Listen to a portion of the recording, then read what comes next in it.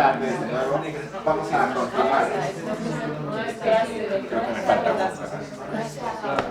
¿Quieres? Ah, no, no vas a poner el audio, ¿no? No, no lo voy a poner. Entonces, cierro la mía, ¿no? Pero que también lo apagamos, ¿no? Buenas tardes, vamos a continuar.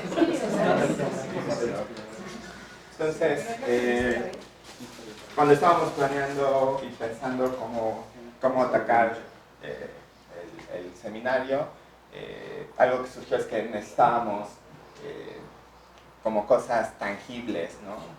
No solo el aspecto teórico. Y inmediatamente pensamos en la doctora Fernanda. Ella está trabajando el problema de identificación a través de voz, desde el punto forense. Ella está adscrita a la Facultad de Medicina en la licenciatura de Ciencias Forenses. Y pensé en ella inmediatamente, sobre todo en este como camino al que los llevé de que tenemos que poner atención a los datos, porque Fernanda inmediatamente, durante su doctorado, identificó una disparidad en los datos que se usan para la investigación forense. Y ella ha estado tratando de arreglar esa disparidad. Ahorita estamos avanzando un poco y entonces creo que su experiencia nos va a ayudar mucho a entender qué tan profundo es el problema con los datos. Entonces, ella hizo su doctorado en IMAS, Universidad de Pompeu Fabra, y trabajaste vos desde licenciatura, ¿verdad? Sí. Nosotros la conocimos porque trabajó en un proyecto no era todavía Robot Golem, no, ¿verdad? Era DIME. Estaba en, exacto, era el DIME. Sí, y ya no supe qué pasó con la licenciatura en Derecho. Ahí sigo. ¿Me sigues? Entonces, por lo mismo, porque hay una intersección grande. Ella es lingüista, pasó a la parte técnica de lingüística computacional, forense, y se también identificó que el aspecto legal era súper importante. Entonces, aprovechen la oportunidad, pregúntenle todo lo que quieran, y si quedan dudas, luego también la pueden molestar en su oficina. Gracias. Gracias, Iván. Bueno, pues justamente lo que comenta Iván fue una de las razones por las que me fui al área forense. Cuando estuve aquí en la licenciatura haciendo la tesis en el proyecto DIME, pues estábamos trabajando reconocimiento de voz y todos los ambientes, digamos, estaban controlados, y podría decir que era como la parte del reconocimiento más bonita, porque era como todo controlado. Y cuando conocí la parte de forense, que es el reconocimiento de hablantes, pero ya para cuestiones pues judiciales, lo que me atrajo de esa área fue que los datos eran ya no esa perfección que, digo, perfección entre comillas, trabajábamos aquí con el reconocimiento de voz, sino que ahí había que reconocer hablantes, pero en contextos en los que quizás habían hecho la llamada vía teléfono, bueno, a través de un teléfono, lo cual cortaba el ancho de banda del sonido, y entonces tenías menos información para hacer el reconocimiento, o el ruido de fondo en el teléfono de la calle. Entonces, como que era meterle complicaciones al asunto, y me gustó el hecho de complicar el asunto. Digo, ya después vi que era muy complicado, pero bueno, ahí estamos. Y otra de las cosas es justamente esto que ha estado hablando Iván durante toda la sesión, de juntar datos del comportamiento. Así fue como lo dijo. Y resulta que en el ámbito forense el comportamiento, pues no, o sea, las llamadas que se tienen que analizar son llamadas de extorsión, de secuestro, que tienen como muchas variables, ¿no? El ruido, el tipo de teléfono que se utilizó, pero también, por ejemplo, el estado emocional de la persona, o si estaba en un estado inconveniente. Digamos, mucho se ha dicho que las personas se drogan o beben para asaltar o para cometer un delito, y resulta que cuando tú tienes que identificar a esa persona, pues la voz que le llamamos indubitada, es decir, del posible bueno, más bien del que posiblemente pudo haber cometido el delito, El sujeto pues quizás llega a la agencia del Ministerio Público y un perito en acústica forense le va a tomar su muestra de voz, pero el estado en el que está es completamente diferente al que estaba a la hora de hacer la llamada de extorsión o la llamada de secuestro. Entonces eso mete un problema porque justo de lo que hablaba Iván de ver la similaridad entre las voces, pues tiene, pues no sé, factores que quizás hagan que el sistema no lo reconozca como la misma persona, pero no porque sea la misma persona, sino porque a lo mejor estaba alcoholizado, estaba en un estado emocional de estrés, etcétera, etcétera. Entonces, ¿cómo lograr que estos sistemas ahora, bueno, utilizando técnicas de deep learning, puedan identificar lo mejor posible a la voz dubitada respecto a la voz del sospechoso y decir si se trata o no de la misma persona? Entonces, para eso, pues obviamente necesitamos datos que reflejen esta situación. Entonces, lo primero en mi búsqueda por intentar tener datos, pues no sé si los mejores datos, pero los que reflejaran mejor el contexto forense, fue acercarme a las instituciones de procuración de justicia, donde tienen estas bases de datos hasta donde tengo entendido, graban a los indiciados y sentenciados por algún delito, y pues que esos fueran los datos que alimentaran, digamos, a estos sistemas para poder hacer el reconocimiento o la identificación. Que en realidad nosotros le llamamos comparación forense de voz, por eso no hablamos ni de reconocimiento ni de identificación, porque en teoría eso es papel del juzgador, o sea, del juez. Nosotros como expertos en un área lo que le damos son elementos para que él, a partir de todas las evidencias que hay en un caso, decida si se trata o no de la misma persona. Nosotros como expertos no debemos de decirle sí, sí es, sino más bien con una probabilidad de tanto, esta voz se parece a esta otra, ¿no? Pero bueno, ahí empezaron los problemas. ¿Por qué? Porque esas bases de datos, pues obviamente tienen información que pues no se puede compartir con cualquier persona. Entonces empezaron los problemas de, bueno, ok, solo necesitamos la voz, pero no la identificación de quién es ese sujeto, sino nada más la voz. Y quizás nada más que nos digan si es hombre o mujer, o si es de, no sé, si lo grabaron en el norte de la República, o sea, como características más generales o sociales de la voz, sin saber quién es el individuo.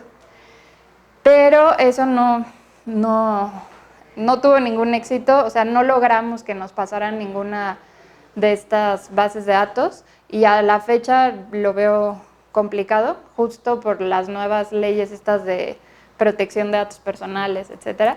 O sea, sí se podría, porque en realidad nosotros no necesitamos la identificación de esa voz, pero no es fácil. O sea, sobre todo porque ya está regulado y entonces cada vez se complica más la cosa. Entonces, bueno, ante esa situación lo que me di a la tarea de empezar a generar un corpus oral, o sea, un conjunto de grabaciones de voces, porque ese era otro problema. A veces los peritos lo que hacían era darle un texto al sospechoso, bueno, al que tenían detenido, y le pedían que leyera el texto.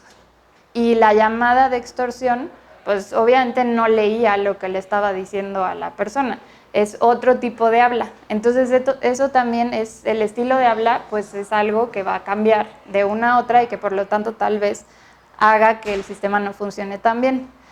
Entonces me di a la tarea de hacer un corpus donde hubiera habla leída, habla semi-espontánea, porque no podemos decir que es espontánea, porque espontánea es cuando no sabe la persona que lo están grabando, y aquí sí se sabe.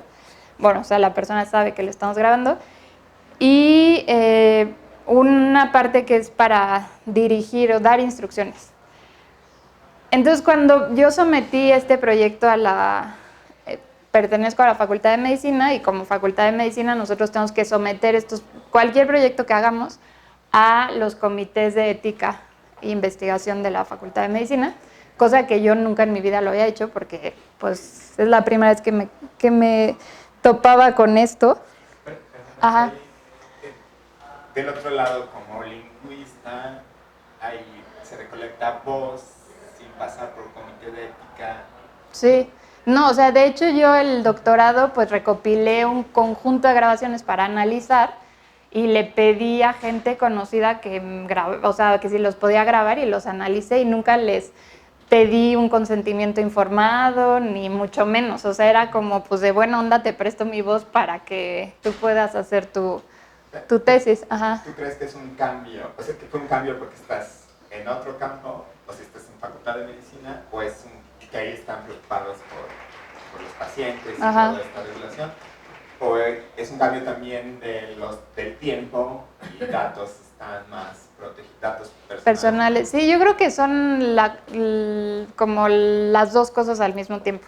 O sea, creo que también en el área de lingüística ya se ha visto esta necesidad de que exista un consentimiento informado. No estoy tan segura de que todos los que recopilen datos lo hagan. O sea, a lo mejor lo tienen ahí como algo que se debería de hacer, pero como todavía no es algo obligatorio, pues no es algo con lo que forzosamente se cumpla. Y de hecho, ¿dónde es donde te das cuenta que es necesario? Por ejemplo, cuando cuando pretendes hacer una publicación y justamente te piden, ¿no?, la aprobación por un comité de ética porque implica investigación con humanos, y es cuando dices, pues no tengo tal aprobación, ¿no? Entonces quizás ahí se han topado con eso y por eso empieza a dar, pues como a generar inquietud entre los lingüistas, ¿no? La verdad es que yo más bien me acerqué a esto por el hecho de estar en la Facultad de Medicina. O sea, en la Facultad de Medicina yo sometí este proyecto y me regresaron el proyecto diciéndome que dónde estaba el consentimiento informado.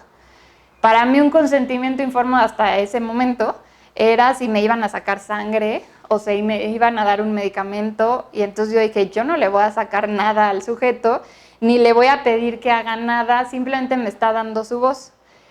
Y ellos no lo consideran así porque finalmente es investigación con seres humanos, ¿no? Hay diferentes niveles de, pues no sé cómo podría decirlo, de hecho acá las traigo porque como dijo Iván, pues estoy estudiando Derecho, entonces no puedo no dejar de ver qué dice la norma. Entonces ahí se hizo un acuerdo para estos comités de ética y hay diferentes tipos de investigaciones, unas que son investigación sin riesgo, otra como investigación con mínimo riesgo y otras con investigaciones con riesgo mayor que el mínimo.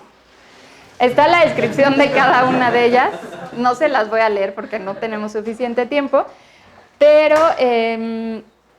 nosotros creo que, bueno, al menos este caso de voz se encuentra en la mitad, o sea, en investigación con riesgo mínimo, y ahorita les voy a decir por qué creo que estamos aquí, que son estos estudios que emplean el riesgo de datos a través de procedimientos comunes en exámenes físicos o psicológicos de diagnóstico o tratamientos rutinarios, y entre los que se consideran pesar al sujeto pruebas de agudeza auditiva. Y entonces ahí ya empezamos con, pues creo que sí estoy ahí adentro, porque tenemos otros proyectos en los que se les hace ¿cómo le llaman? Un examen auditivo a los sujetos para poder ver si son aptos para entrar en el protocolo de investigación y hacer transcripción de grabaciones de audio forense.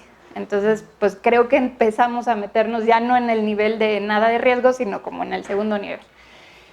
Y bueno, cuando me regresan el proyecto para que yo haga el consentimiento informado, pues me pongo a investigar lo de qué es un consentimiento informado y me doy cuenta que efectivamente uno de los principios éticos que establecen estas normas es el respeto a la autonomía.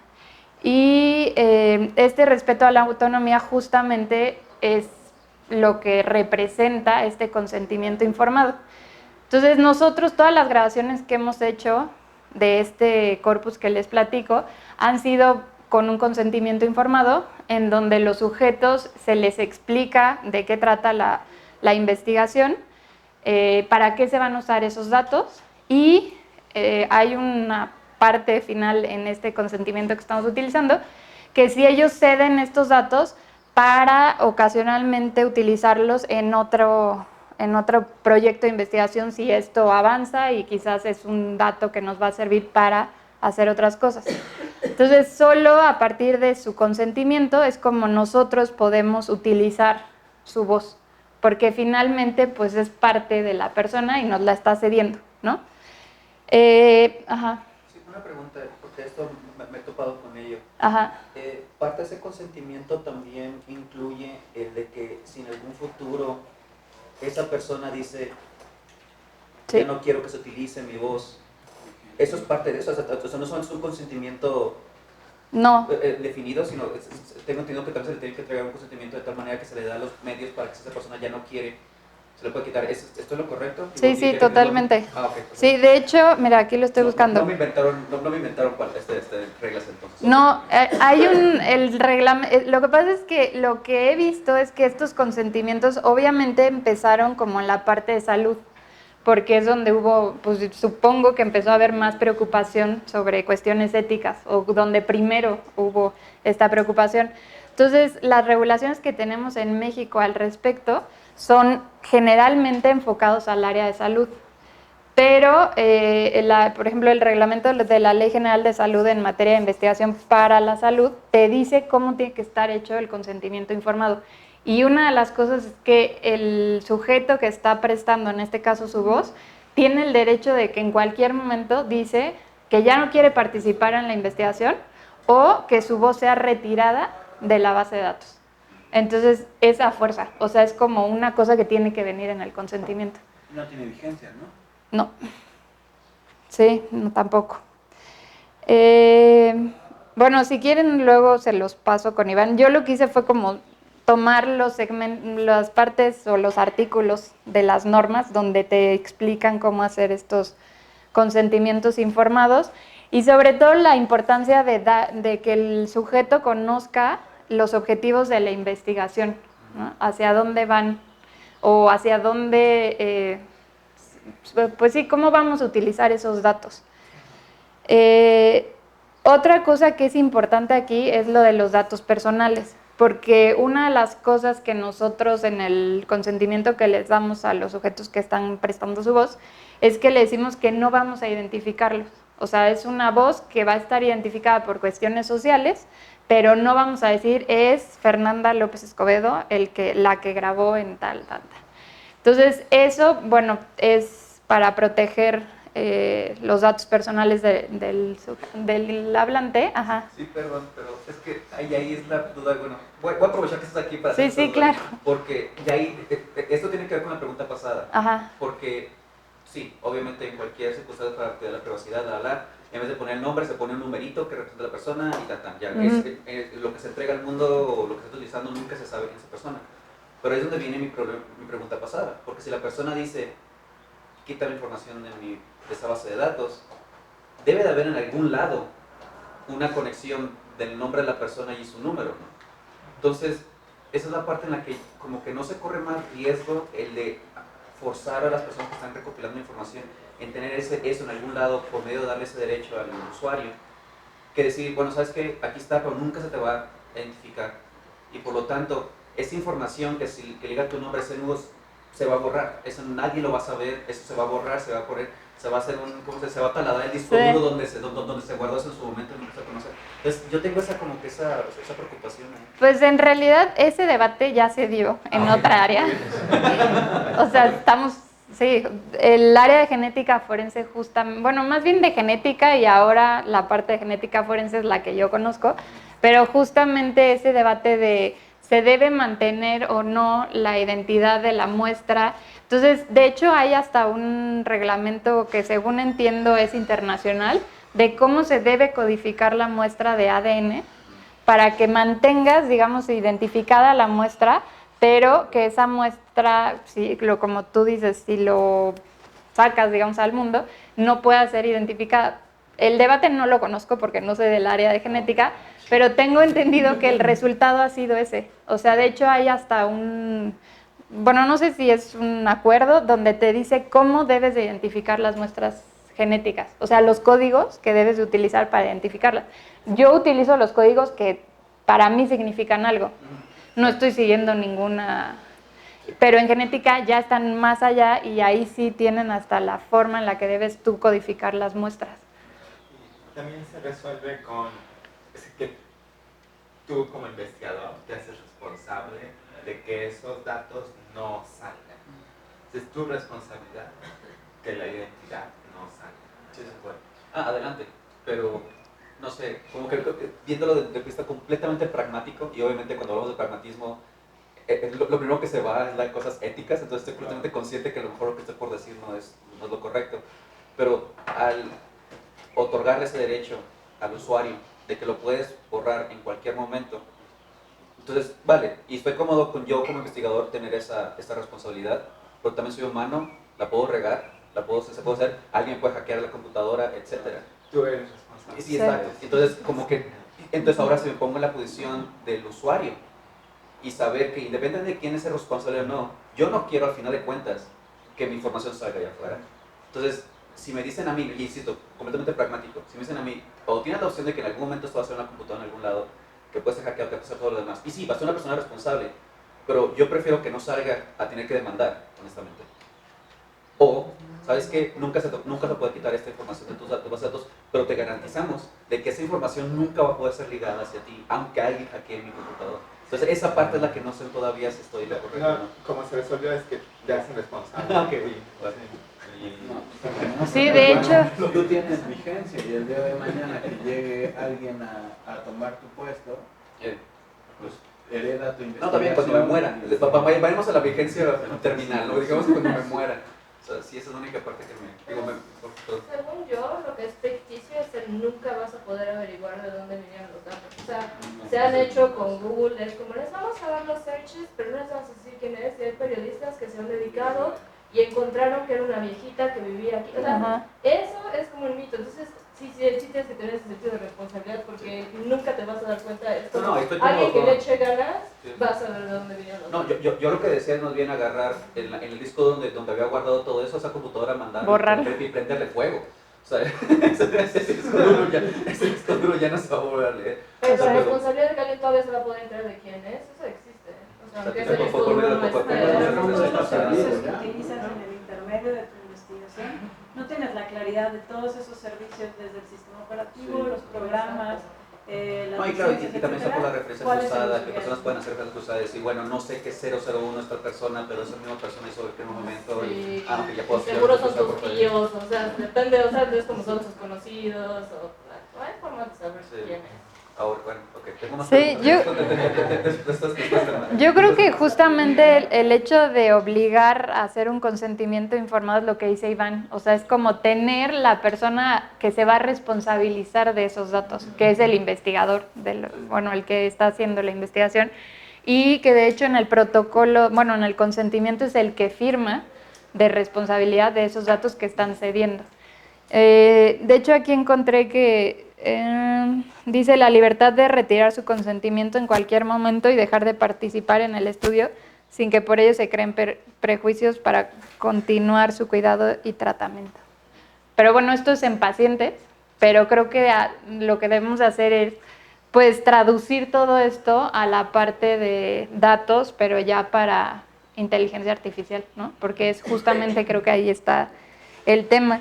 Y porque hace un momento les decía del tipo de investigaciones de sin riesgo, con riesgo mínimo, y pareciera que los datos de la parte forense quizás podrían estar sin riesgo porque finalmente no hay ningún riesgo de que yo te dé mi voz y tú hagas un sistema de reconocimiento de comparación forense de voz, pero la realidad es que justamente como para intentar tener datos que se apeguen más a lo que es real en el mundo forense, pues necesitamos, por ejemplo, una investigación que sería muy interesante, sería tener datos de personas, o sea, de la voz de una persona no estresada, o está en un estado normal, y estresar a la persona para generar una voz estresada, lo cual pues no es ético, ¿no? Entonces, pero se necesita para lograr mayor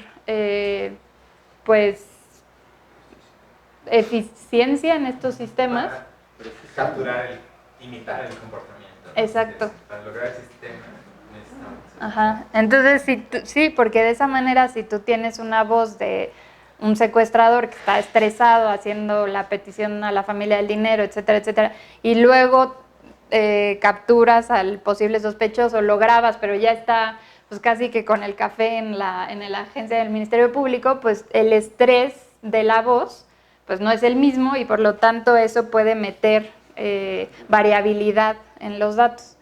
Para el de cambio por alcohol también hay voluntarios. Ese también sería otra investigación interesante.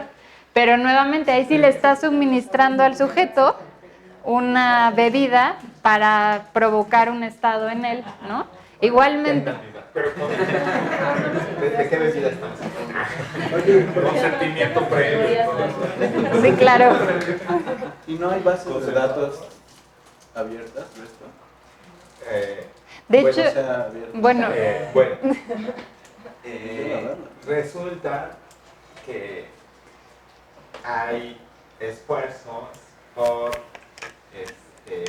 hacer de este un mundo mejor, y en esos la gente, por ejemplo, se graba a sí misma leyendo un libro. ¿Sí? Es un programa de audiolibros, se hacen con libros sin derechos de autor, bueno, sin vigentes, y es un ejercicio súper bonito, ¿no? La gente puede bajar los libros, escucharlos, y hay gente que da su vida en eso. Y los sueltan con una licencia libre. Y entonces son muestras de voz que están disponibles en The Wild, que se pueden usar para investigación. El problema es la cantidad de datos que necesitas, ¿no? Eso hay muchos voluntarios. Sí, o sea, tienes los corpus, pero nunca van a ser suficientes. Los corpus sociolingüísticos. Los sociolingüísticos sí, pero los de donación de voz, voy a leer un libro, son muy ricos. Entonces esos se están explotando. Hay conferencias famosas que graban a la gente y luego lo sacan con licencias libres. El audio está disponible para eso también. Entonces, sí, hay fuentes de datos, no en la situación que queremos, pero también son muy buenos como para comenzar. También con celebridades, ¿no? También con entrevistas con celebridades también han hecho, y con un chorro de ruido atrás y todo. Figuras públicas son un caso particular para todo lo legal. Y sí, todo lo que... Por ejemplo, para cosas en el tiempo se usan muchos locutores porque han estado 10 años en locución. Entonces, si quieres hacer cómo cambia la voz en el tiempo, son figuras públicas, hay un margen para trabajar eso.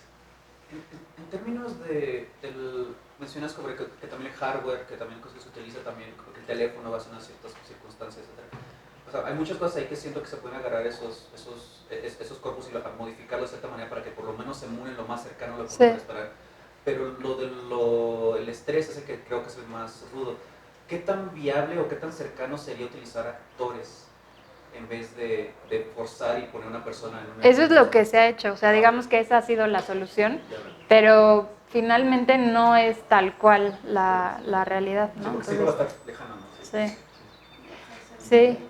Pero no sé si están sintiendo, verdad que Fernanda, la tensión entre necesito datos para esto y mercenario de datos.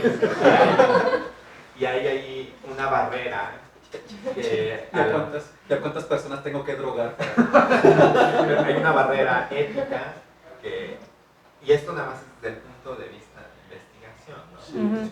Sí. O sea, si soy una empresa que quiere hacer algo... Con muchos más recursos. Claro. Sí.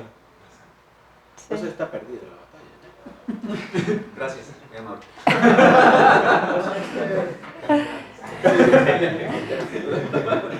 No creo.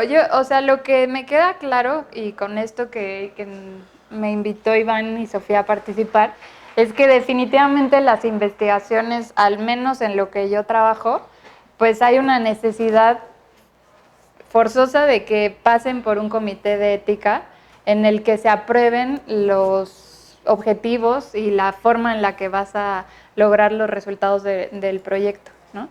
Entonces, quizás yo, porque como estoy en el área forense y implica justicia y libertad de una persona, etcétera, etcétera, pues es más evidente.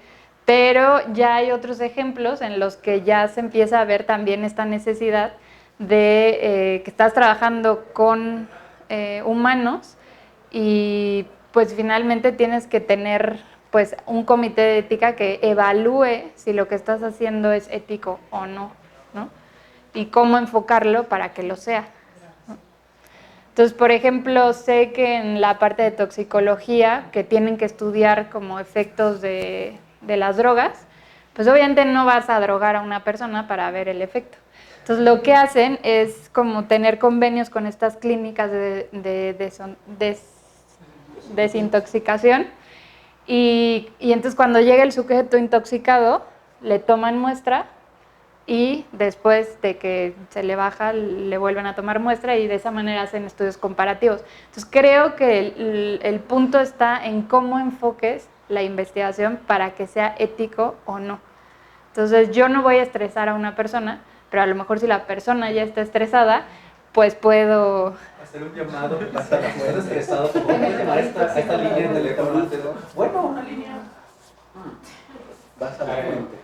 Bueno, entonces puedo hablar mucho con Ahí hemos bromeado mucho de estos programas de radio que hacen bromas. Las bromas, exacto. Entonces son muestras muy Pero aparte con Pero esto, no hay consentimiento. tienes toda una área en humanidades que ha estado haciendo investigación, sino un comité ético que sea estricto en cuanto a las condiciones, ¿no? Por ejemplo, y creo que con lengua indígena es bastante variable eso, ¿no? O sea, que tú puedas ir a una comunidad y grabar, o sea, perfectamente cualquier persona ahorita aquí puede hacer eso, incluso Exacto. exponer sus audios en YouTube y lo que quieras hacer con ellos, ¿no?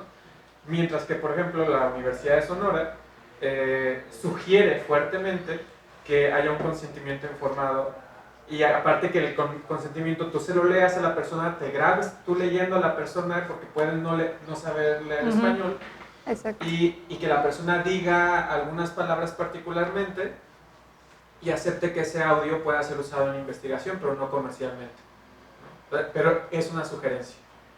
No detienes la investigación si resulta que la persona te dice que no o no hay ninguna estrategia alrededor, ¿no? Y eso por mencionar una área. Yo creo muchas áreas dentro de humanidades y humanidades en general, o sea, considerando también el trabajo que se puede hacer tal vez con piezas de arte, o sea, ¿quién dio el consentimiento de tomar productos de un artista para hacer investigación? Sí. ¿No? Entonces, y ahí está... Pero no ese grabación en la cual está haciendo consentimiento ya está violando el consentimiento de grabar su voz. Estoy consciente de que estoy grabando. Porque si el punto de eso es estar grabando la voz de la persona y para la Tiene que haber ese recursivo después. O sea, porque entonces vamos a tener que hacer exactamente, o sea, un consentimiento para grabar el consentimiento. No, bueno, ya, eso ya se está... Como no hay solución, entonces es una sugerencia porque no se puede resolver Sí, el problema. claro. ¿Cuál es la sugerencia más de los besos? Bueno, y creo que ya se me acabó el tiempo, ¿no? Nada más para concluir, de hecho, una de las cosas que se hace en en comparación forense de voz es algo que se llama perfilamiento lingüístico. Y la idea es que muchas veces esas grabaciones están tan dañadas acústicamente, bueno, a nivel acústico, que lo único que se puede hacer es una descripción de la voz. Y esa descripción pues se debe hacer con base en características lingüísticas que podrían determinar, por ejemplo, clase social del sujeto, si es hombre o mujer, su dialecto, etcétera, etcétera. Entonces nosotros también tenemos como investigaciones en ese sentido y con lo que me he topado últimamente es que estamos haciendo racismo lingüístico al clasificar a los hablantes. Entonces, bueno, ahí empieza otro problema que ahora tengo que abordar porque pues sí, o sea, finalmente sí, se está clasificando a los sujetos por sus características lingüísticas. Y bueno, nada más para terminar, que esto del consentimiento informado que hablábamos es como el respeto a uno de los principios éticos, que es el respeto a la autonomía, que es lo que decía al inicio, que reconoce la capacidad de las personas para la toma de decisiones. Entonces la persona debe consentir que su voz sea utilizada para la investigación. Y pues creo que sería todo. Ajá. Una pregunta sobre esto, el principio ético que mencionaste ¿de dónde proviene? ¿Quiénes lo armaron? Pues supongo que legisladores, lo cual no sé ¿La si... Suprema Corte o algo así? ¿O? Es la Comisión Nacional de Bioética, que es donde se registran los comités de ética en investigación y que está creada por decreto constitucional. De hecho, fue creada en el 2011. Okay. Y esa comisión de ética es la que pues señala una serie de principios éticos, entre los que está el respeto de la autonomía. Me refiero a algo así como, yo desconozco un tanto cómo se manejan las leyes ahí, ¿no? Pero tengo entendido que una persona está protegida por cualquier ley, incluso si es a nivel internacional, o sea, los acuerdos internacionales en los que esté, si favorecen esas reglas a la persona, a otra persona. Y si, por ejemplo, en este caso, se apelaría en el mismo sentido de si hay alguna comisión ética a nivel internacional que favorezca los derechos de esa persona, ¿se apelaría a los principios éticos? O sea, ¿se subiría en la escala? O sea, de hecho, estos principios surgen de la Declaración de Derechos Humanos. O sea, más bien vienen de allá. Ajá. Y lo que ha hecho el Estado mexicano es, pues, proteger esos principios. Bueno, finalmente estos son principios éticos que no son leyes, sí, pero las leyes lo que hacen es protegerlos, ¿no? Y una forma de hacerlo es a través del consentimiento, de la obligación de hacer un consentimiento. Mencionan esto de la Declaración de los Derechos Humanos. Bueno, me imagino que siempre hay un interés también detrás, ¿no? De la ONU, al declarar esto, me imagino que también está apuntando a algún banco de voces o algo así. ¿Quién? De la ONU, como recabando datos en ciertos países para tener un banco como mundial, tal vez. ¿De voces? O algo así. No. La ONU, no. No creo. Esfuerzos, otra vez de... Por esa cuestión, porque había escuchado que, por ejemplo, del ACNUR, con los refugiados, hay personas inclusive que son mexicanas, que están migrando a México y son retornadas, inclusive siendo mexicanas, como no tienen un papel. Entonces, en este caso es a través de la identidad de su voz, como puede saberse si pueden tal vez estar en el país, ¿no? Sí, eso sí, hay un área de la lingüística forense que trabaja justamente toda esta parte de refugiados, porque es los que piden asilo político. Entonces, la forma de ver si realmente son del lugar que dicen que son, hay test lingüísticos para ver si efectivamente son de esa comunidad. Entonces, sí hay un área que trabaja con eso, pero que yo sepa no tienen bases de datos. Aquí me surge una duda. ¿Estos acuerdos te dan algún tipo de protección? O sea, por ejemplo, yo doy mi consentimiento, grabo mi voz y todo, y se me olvida, y estoy ahí en una base de datos, y después me voy al lado oscuro y te sajeo unos padawans. Ahí esa base de datos se puede utilizar y brincar ese que eres anónimo para decir, oye, hizo match con tu voz y tú eres el culpable, o estás protegido y esto no se puede utilizar como evidencia para ti, o sea, para inculparte.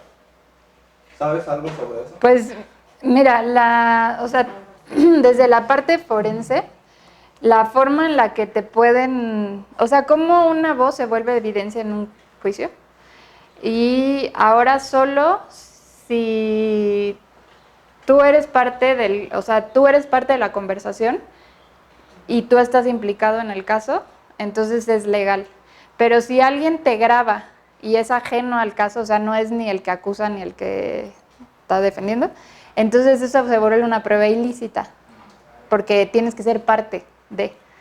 O, por ejemplo, si te graban en una, pues esto de las intervenciones telefónicas, y está tu voz ahí, que creo que sería un poco el caso, y no fue por orden judicial, se vuelve prueba ilícita, o sea, no puede entrar como evidencia en un caso.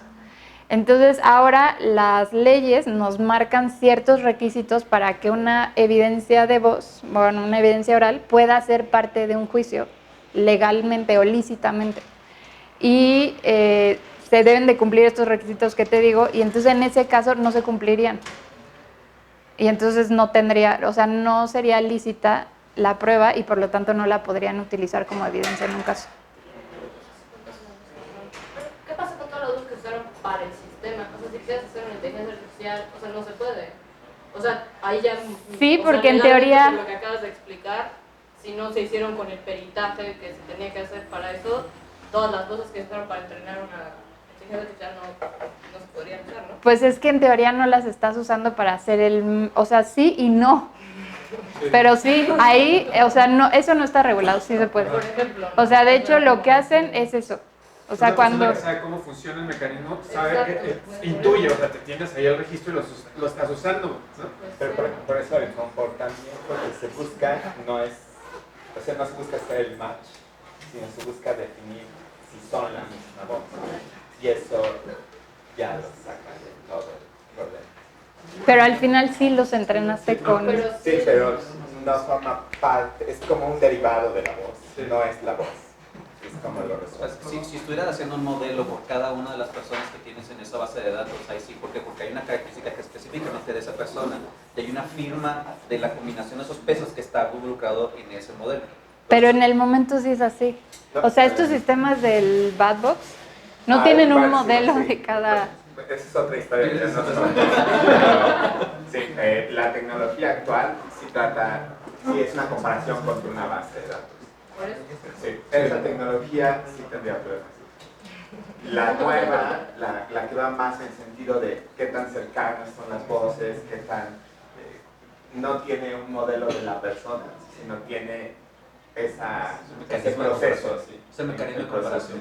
Entonces, en realidad no está la voz, sino el procedimiento de comparar dos voces. Las otras personas no habría voz de las otras personas, sino el proceso, El cómo se comparan comportamiento. dos voces.